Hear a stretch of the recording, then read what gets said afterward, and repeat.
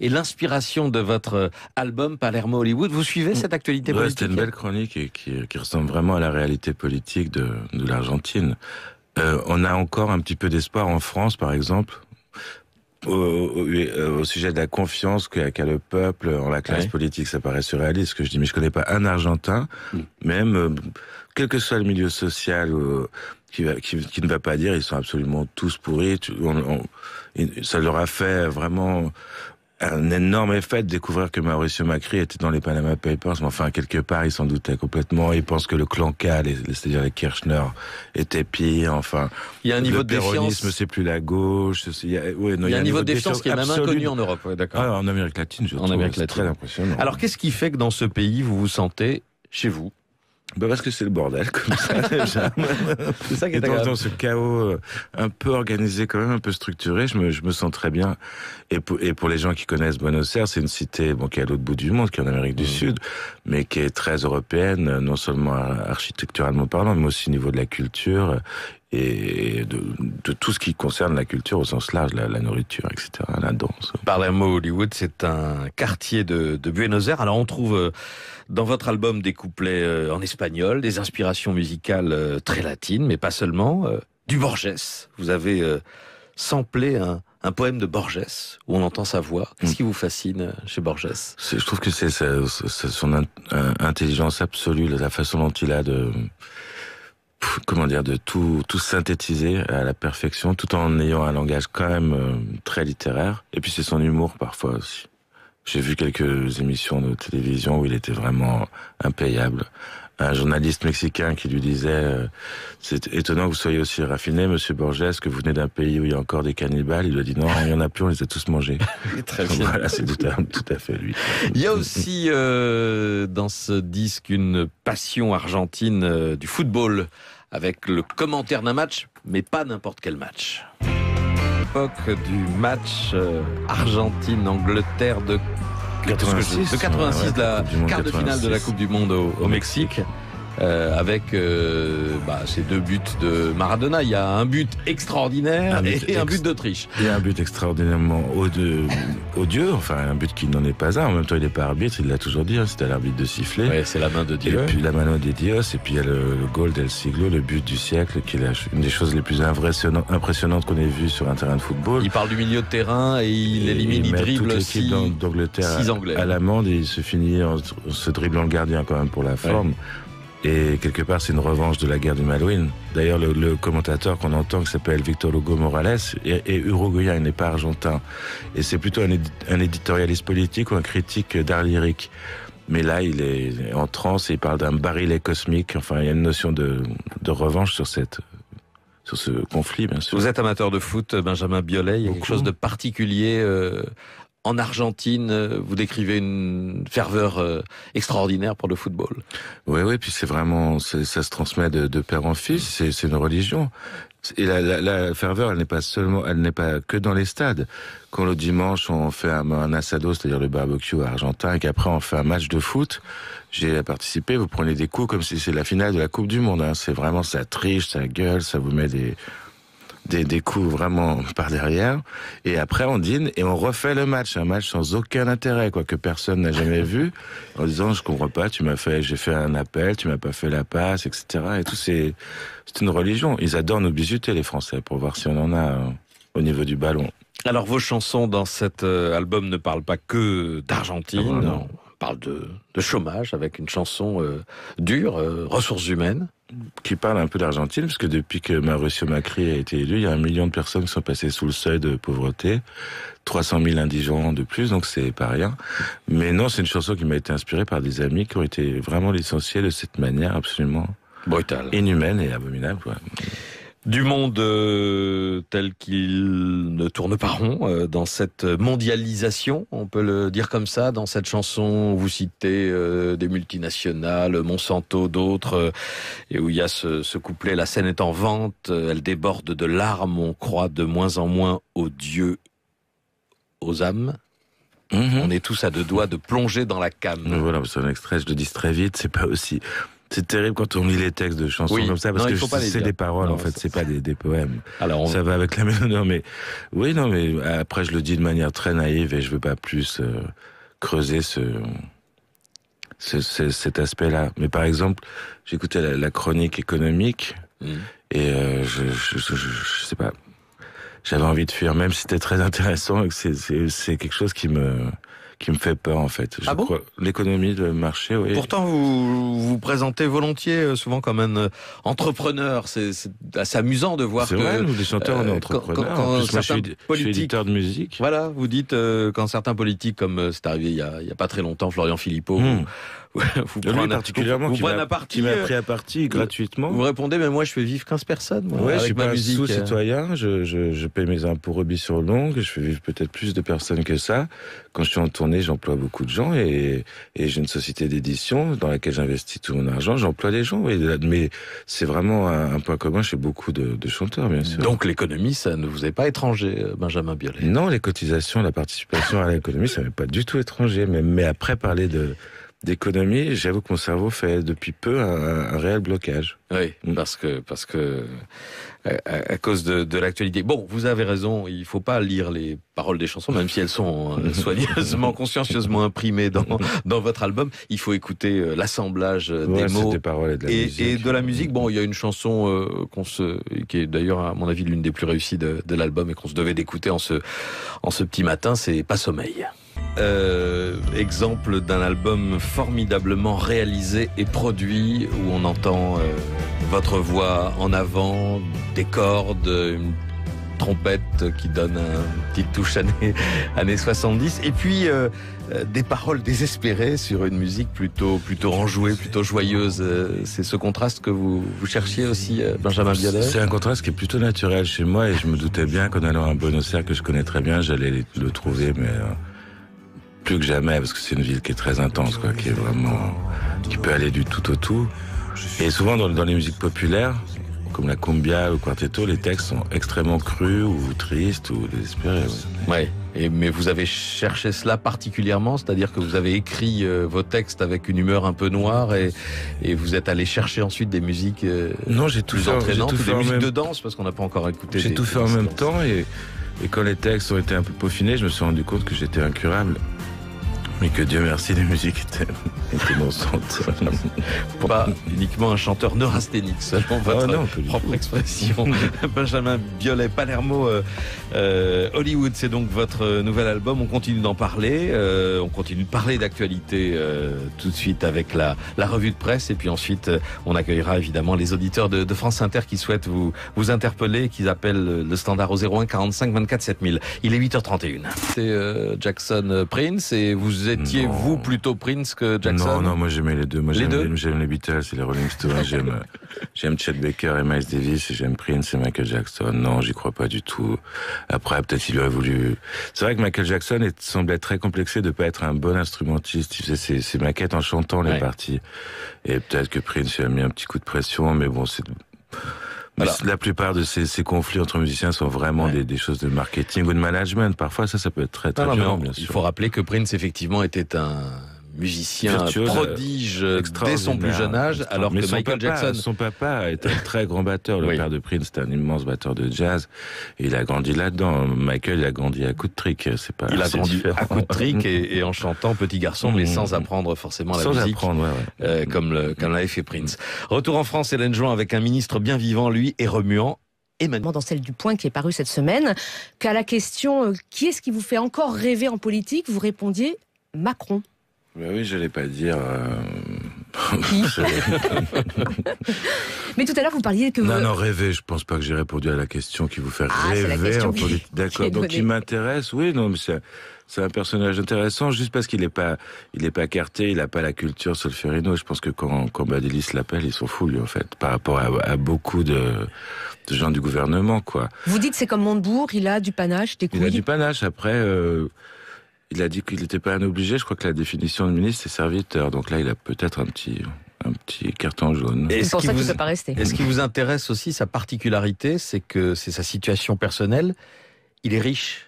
il n'a pas besoin de... Moi, je trouve ça pas mal. Enfin, j'ai toujours eu l'impression que les gens riches étaient moins corruptibles, mais si ça se trouve, c'est extrêmement naïf de ma part, parce que Maurice Macri est né, par exemple, très très riche, et on apprend qu'il est dans les Panama Papers, et c'est très...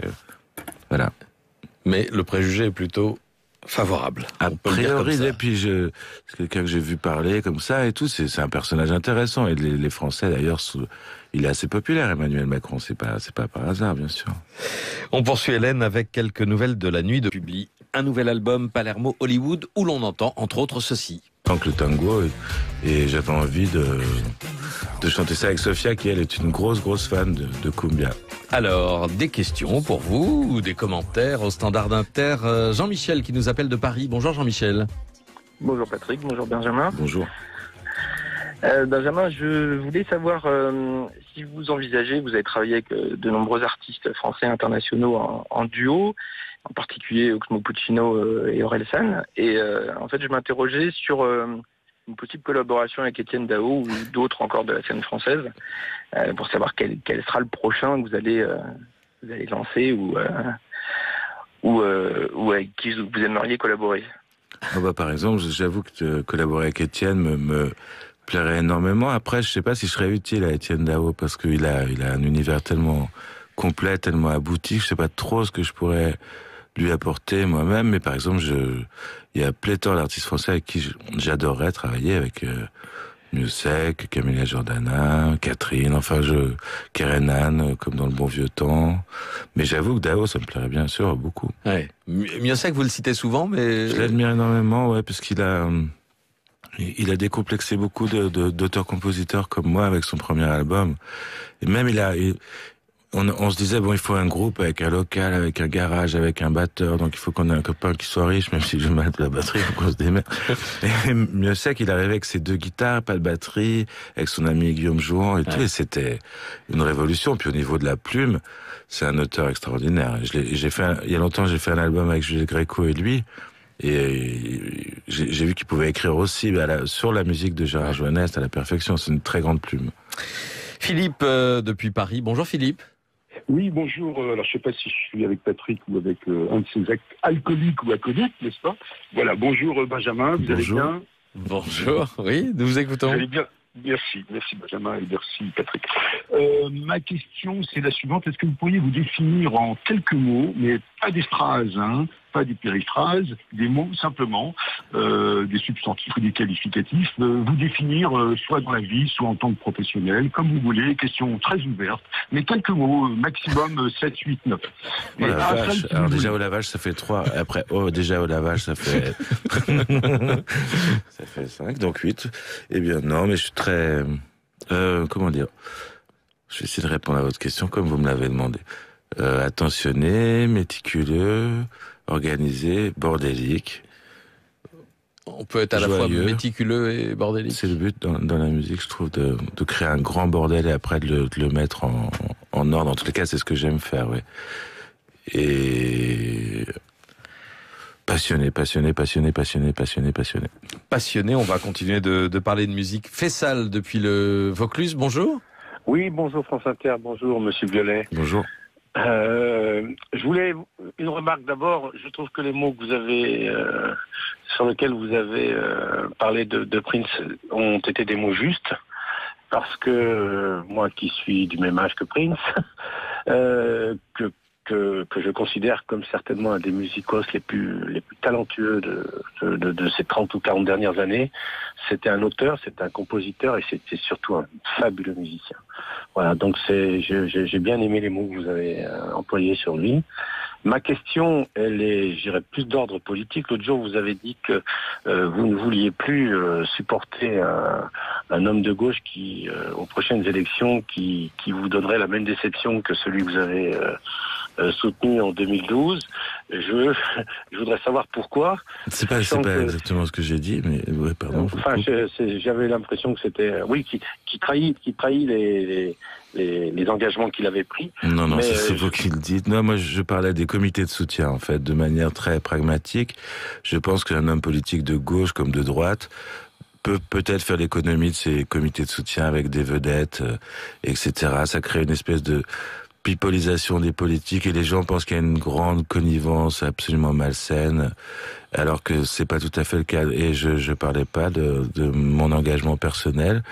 Et après, vos propos n'engagent que vous. C'est-à-dire, mais je vois très bien pour de quoi résumer, vous Benjamin parlez. Biolay, vous n'avez pas de regret de votre engagement en faveur de François Hollande pour 2012, mais vous pensez qu'aujourd'hui, les Français se foutent de savoir... Ah, mais déjà en 2012, moi, Ils si s'en vous foutaient déjà. voulez, moi, ce qui m'a beaucoup plu, c'était de faire la campagne des primaires, parce que c'était vraiment très passionnant, la primaire socialiste. J'ai envie, les gens des Républicains, ils vont vivre des moments de débat vraiment très forts, avec Martine et très Aubry, intéressants. Manuel Valls, Benoît Hamon. Et ça, c'était formidable. Après la campagne présidentielle, je trouvais le comité de soutien des people, je trouvais ça ridicule, vraiment déjà, quoi, bien sûr.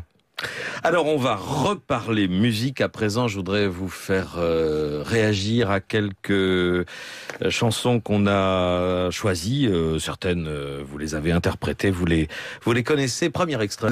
Plus, je crois. Plus aujourd'hui, mais enfin, on n'a plus le comptage là. Mais dans les premiers jours, c'était 200 000 vendus. Ça vous fait plaisir? Ça me fait très plaisir. Ça me fait très plaisir. Mais moi, c'est quelqu'un que j'aime beaucoup. Par exemple, il était super content. J'ai repris cette chanson, je l'ai fait un peu vite parce que personne voulait y toucher, quoi. C'est comme si elle était misogyne, alors qu'il faut oublier que Madame Thatcher, c'est une femme. Dans ces cas-là, c'est juste un Premier ministre libéral atroce. Et je l'aime beaucoup. Je l'aime beaucoup. C'est quelqu'un qui est... Il y en a d'autres, mais c'est un artiste qui mérite vraiment l'affection que son public lui porte. Elle n'est pas ce qu'il montre, c'est pas faux, c'est vraiment lui.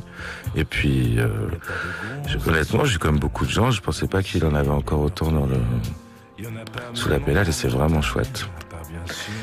Un deuxième extrait. Que lorsque des amis d'Amérique latine, par exemple, me demandent à écouter d'autres musiciens français, ils connaissent très bien Aznavour, Gainsbourg, Zaz, Vanessa Paradis, Émile Simon aussi, que j'ai entendu encore il y a un mois avec sa chanson Désert sur une grosse station argentine. Et quand je fais écouter Claude Nougaro, c'est le succès assuré, quoi. Ça fait rêver tout le monde, même les gens qui comprennent pas forcément ce qu'il raconte, mais c'est vraiment... Et vous pensez évidemment que c'est l'un des grands maîtres de la chanson française. Oui. Grand oublié en plus, grand oublié. Non, pas tant que ça. Enfin bon, on est quelques-uns à essayer d'entretenir la flamme. Merveilleux. En plus, j'avoue que quand j'étais petit, quelque chose m'empêchait de l'écouter. Elle me rendait trop neurasthénique. C'était vraiment... Et je la découvre. Et plus ça va, plus je l'aime. Et je trouve que cet album de Daphné en hommage à Barbara est merveilleux. Grâce à Daphné, donc c'est un peu ça le but des albums hommages. Je suis plus rentré dans Barbara que... Eh bien, grâce à vous, on pourra utilement le redécouvrir. Dernier extrait, c'est une chanson, un morceau que vous aviez choisi initialement, Benjamin Biolay, pour le Tube & Co de 7h22. Guevara, et vous lui vouez une admiration particulière. Oui, c'est pas forcément le révolutionnaire cubain ou le ministre de l'économie cubaine, mais ce jeune bourgeois argentin qui a fait ce parcours intellectuel et moral, et je trouve que c'est un très grand auteur. Après, ça n'engage que moi. On finit en musique avec vous, Benjamin Biolay, si vous en êtes d'accord. Il y a un clavier installé au fond de ce studio. Vous allez pouvoir voir ce que c'est un chanteur le matin. Normalement, c'est pas beau. Si. Mais alors, je précise que Benjamin Biolay est arrivé peu avant 7h ici dans les studios de France Inter pour participer à cette matinale. Donc, on est déjà réveillé depuis un petit moment. Isé et produit où on entend votre voix en avant, des cordes, une trompette qui donne une petite touche années 70, et puis des paroles désespérées sur une musique plutôt enjouée, plutôt joyeuse. C'est ce contraste que vous cherchiez aussi, Benjamin Biolay? C'est un contraste qui est plutôt naturel chez moi, et je me doutais bien qu'en allant à Buenos Aires, que je connais très bien, j'allais le trouver, mais plus que jamais, parce que c'est une ville qui est très intense, quoi, qui peut aller du tout au tout. Et souvent dans les musiques populaires, comme la cumbia ou le quartetto, les textes sont extrêmement crus ou tristes ou désespérés. Ouais. Mais vous avez cherché cela particulièrement, c'est-à-dire que vous avez écrit vos textes avec une humeur un peu noire, et vous êtes allé chercher ensuite des musiques non, j'ai tout plus fait, entraînantes, des musiques de danse, parce qu'on n'a pas encore écouté. J'ai tout fait en même temps, et quand les textes ont été un peu peaufinés, je me suis rendu compte que j'étais incurable. Mais que Dieu merci, les musiques étaient dansantes. Pas uniquement un chanteur neurasthénique, selon votre propre expression. Benjamin Biolay, Palermo Hollywood, c'est donc votre nouvel album. On continue d'en parler. On continue de parler d'actualité tout de suite avec la revue de presse. Et puis ensuite, on accueillera évidemment les auditeurs de France Inter qui souhaitent vous interpeller, qui appellent le standard au 01 45 24 7000. Il est 8h31. C'est Jackson Prince, et vous étiez, vous, plutôt Prince que Jackson? Non, moi j'aimais les deux. Moi j'aime les Beatles et les Rolling Stones. J'aime Chet Baker et Miles Davis, et j'aime Prince et Michael Jackson. Non, j'y crois pas du tout. Après, peut-être il aurait voulu... C'est vrai que Michael Jackson semblait très complexé de pas être un bon instrumentiste. Il faisait ses maquettes en chantant les parties. Et peut-être que Prince lui a mis un petit coup de pression, mais bon, c'est... Alors, la plupart de ces conflits entre musiciens sont vraiment des choses de marketing ou de management. Parfois, ça peut être très violent, bien sûr. Il faut rappeler que Prince, effectivement, était un musicien virtuose, prodige dès son plus jeune âge, alors que Michael Jackson... Son papa est un très grand batteur. Le père de Prince, c'était un immense batteur de jazz. Et il a grandi là-dedans. Michael, il a grandi à coups de trick. Il a grandi différent. À coups de trick et en chantant petit garçon, mais sans apprendre forcément la musique. Comme l'avait fait Prince. Retour en France, Hélène Jouin, avec un ministre bien vivant, lui, et remuant. Emmanuel. Dans celle du Point qui est parue cette semaine, qu'à la question « Qui est-ce qui vous fait encore rêver en politique ?», vous répondiez « Macron ». Ben oui, je n'allais pas dire... Mais tout à l'heure, vous parliez que... Non, rêver, je pense pas que j'ai répondu à la question qui vous fait rêver en politique. D'accord, donc il m'intéresse, oui, non, mais c'est un personnage intéressant, juste parce qu'il est pas carté, il a pas la culture Solferino. Je pense que quand Badilis l'appelle, ils sont fous, lui, en fait, par rapport à beaucoup de gens du gouvernement, quoi. Vous dites c'est comme Montebourg, il a du panache, des couilles. Il a du panache, après... Il a dit qu'il n'était pas un obligé. Je crois que la définition de ministre, c'est serviteur. Donc là, il a peut-être un petit carton jaune. C'est pour ça qu'il ne peut pas rester. Et ce qui vous intéresse aussi, sa particularité, c'est que c'est sa situation personnelle. Il est riche. Il n'a pas besoin de... Moi, je trouve ça pas mal. Enfin, j'ai toujours eu l'impression que les gens riches étaient moins corruptibles, mais ça se trouve, c'est extrêmement naïf de ma part. Parce que... Et l'inspiration de votre album Palermo Hollywood, vous suivez cette actualité politique? C'était une belle chronique et qui ressemble vraiment à la réalité politique de l'Argentine.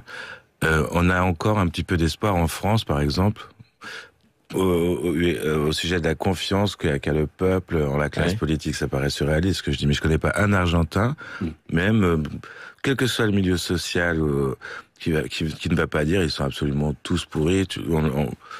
Ça leur a fait vraiment un énorme effet de découvrir que Mauricio Macri était dans les Panama Papers, mais enfin, quelque part, il s'en doutait complètement. Il pense que le clan K, c'est-à-dire les Kirchner, était pire. Enfin, il y a un niveau de défiance. Le péronisme, c'est plus la gauche. Il y a un niveau de défiance qui est même inconnu en Europe. Ouais, d'accord. En Amérique latine, je trouve. C'est très impressionnant. Alors, qu'est-ce qui fait que dans ce pays, vous vous sentez chez vous? Parce que c'est le bordel, comme ça, déjà. C'est ça qui est agréable. Dans ce chaos un peu organisé, quand même, un peu structuré, je me sens très bien. Et pour les gens qui connaissent Buenos Aires, c'est une cité, qui est à l'autre bout du monde, qui est en Amérique du Sud, mais qui est très européenne, non seulement architecturalement parlant, mais aussi au niveau de la culture et de tout ce qui concerne la culture au sens large, la nourriture, etc., la danse. Palermo Hollywood, c'est un quartier de Buenos Aires. Alors on trouve dans votre album des couplets en espagnol, des inspirations musicales très latines, mais pas seulement, du Borges. Vous avez samplé un poème de Borges, où on entend sa voix. Qu'est-ce qui vous fascine chez Borges? Je trouve que c'est son intelligence absolue, la façon dont il a de tout synthétiser à la perfection, tout en ayant un langage quand même très littéraire. Et puis c'est son humour parfois aussi. J'ai vu quelques émissions de télévision où il était vraiment impayable. Un journaliste mexicain qui lui disait c'est étonnant que vous soyez aussi raffiné, monsieur Borges, que vous venez d'un pays où il y a encore des cannibales. Il lui a dit non, il y en a plus, on les a tous mangés. Très bien. Voilà, c'est tout à fait lui. Il y a aussi dans ce disque une passion argentine du football, avec le commentaire d'un match, mais pas n'importe quel match. L'époque du match Argentine-Angleterre de 86, de la quart de finale de la Coupe du Monde au Mexique. avec ces 2 buts de Maradona. Il y a un but extraordinaire et un but d'Autriche. Il y a un but extraordinairement odieux, enfin un but qui n'en est pas un. En même temps, il n'est pas arbitre, il l'a toujours dit, c'était à l'arbitre de siffler. Ouais, c'est la main de Dieu. Et puis la mano de Dios, et puis il y a le goal del siglo, le but du siècle, qui est une des choses les plus impressionnantes qu'on ait vues sur un terrain de football. Il parle du milieu de terrain et il élimine, il dribble toute l'équipe d'Angleterre à l'amende, et il se finit en se dribblant le gardien quand même pour la forme. Et quelque part, c'est une revanche de la guerre du Malouine. D'ailleurs, le commentateur qu'on entend, qui s'appelle Victor Hugo Morales, est uruguayen, il n'est pas argentin. Et c'est plutôt un éditorialiste politique ou un critique d'art lyrique. Mais là, il est en transe et il parle d'un barillet cosmique. Enfin, il y a une notion de revanche sur ce conflit, bien sûr. Vous êtes amateur de foot, Benjamin Biolay. Il y a quelque chose de particulier en Argentine. Vous décrivez Mauricio Macri est né, par exemple, très très riche, et on apprend qu'il est dans les Panama Papers. C'est très... Voilà. Mais le préjugé est plutôt favorable. A priori, et puis c'est quelqu'un que j'ai vu parler comme ça et tout, c'est un personnage intéressant. Et les Français, d'ailleurs, il est assez populaire, Emmanuel Macron. C'est pas par hasard, bien sûr. On poursuit, Hélène, avec quelques nouvelles de la nuit de publie un nouvel album Palermo Hollywood, où l'on entend entre autres ceci. Donc le tango, et j'avais envie de chanter ça avec Sofia, qui elle est une grosse fan de cumbia. Alors, des questions pour vous, ou des commentaires au Standard Inter. Jean-Michel qui nous appelle de Paris. Bonjour Jean-Michel. Bonjour Patrick, bonjour Benjamin. Bonjour. Benjamin, je voulais savoir si vous envisagez, vous avez travaillé avec de nombreux artistes français internationaux en duo, en particulier Oxmo Puccino et Orelsan. Et en fait, je m'interrogeais sur une possible collaboration avec Étienne Dao ou d'autres encore de la scène française, pour savoir quel sera le prochain que vous allez lancer ou avec qui vous aimeriez collaborer.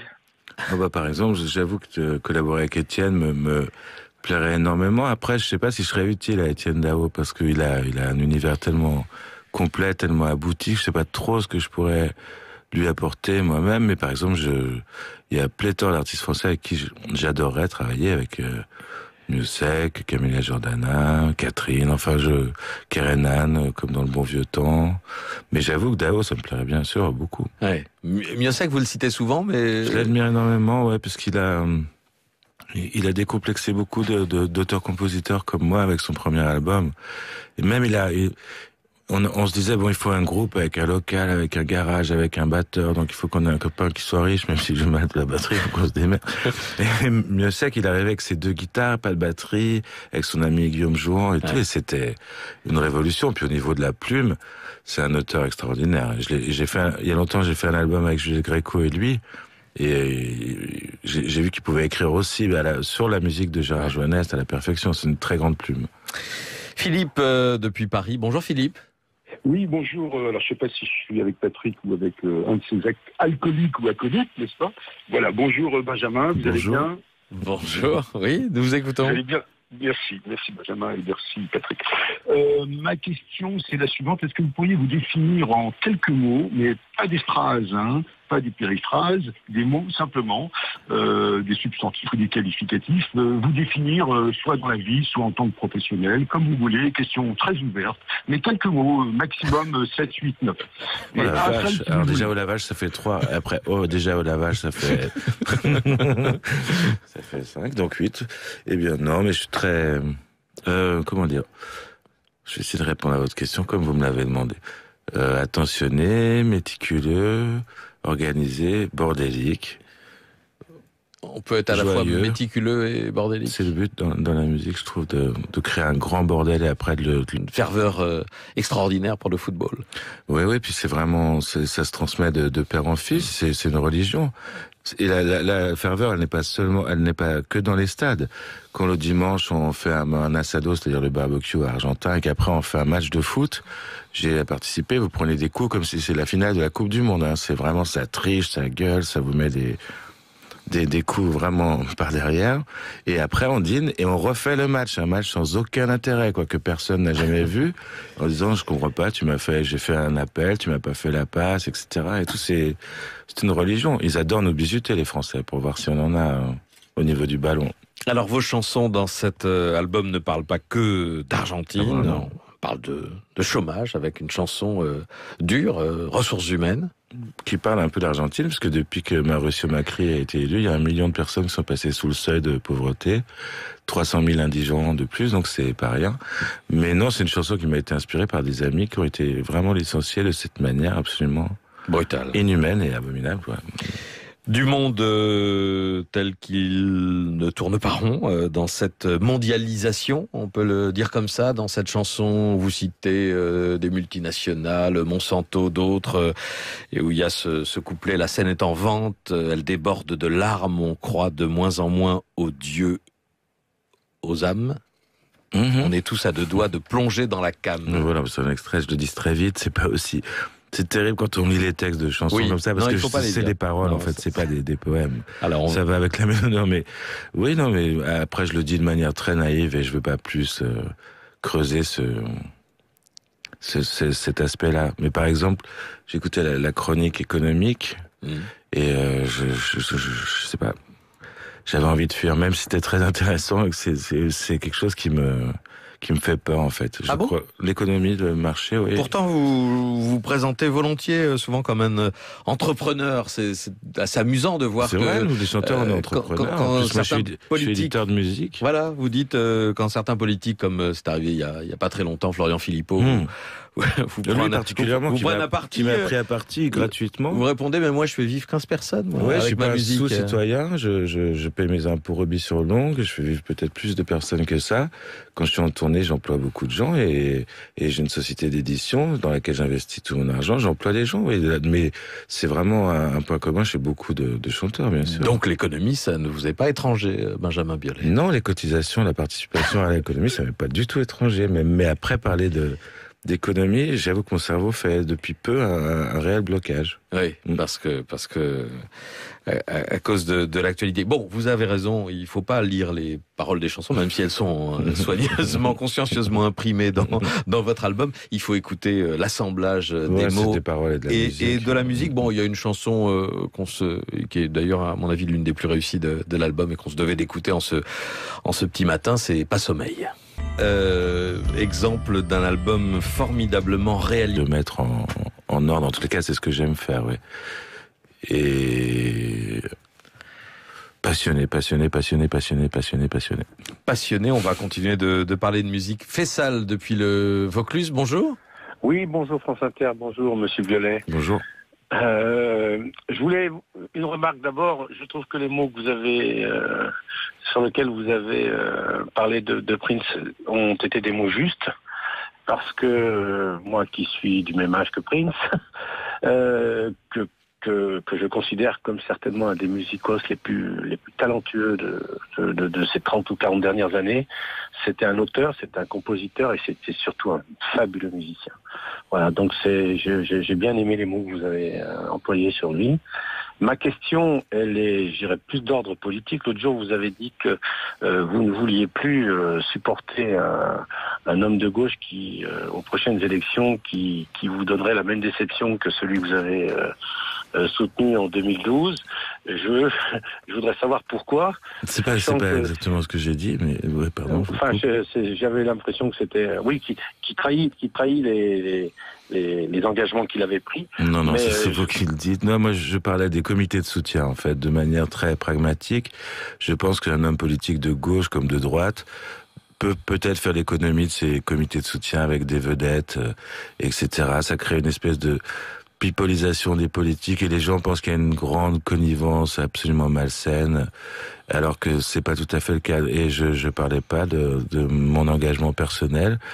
Et après, vos propos n'engagent que vous. C'est-à-dire, mais je vois très bien pour résumer, de quoi vous Benjamin Biolay, vous n'avez pas de regret de votre engagement en faveur de François Hollande pour 2012, mais vous pensez qu'aujourd'hui, les Français se foutent de savoir... Ah, mais déjà en 2012, moi, si vous déjà. voulez, moi, ce qui m'a beaucoup plu, c'était de faire la campagne des primaires, parce que c'était vraiment très passionnant, la primaire socialiste. J'ai envie, les gens des Républicains, ils vont vivre des moments de débat vraiment très forts, avec Martine et très Aubry, intéressants. Manuel Valls, Benoît Hamon, et ça, c'était formidable. Après la campagne présidentielle, je trouvais le comité de soutien des people, je trouvais ça ridicule, vraiment déjà, quoi, bien sûr.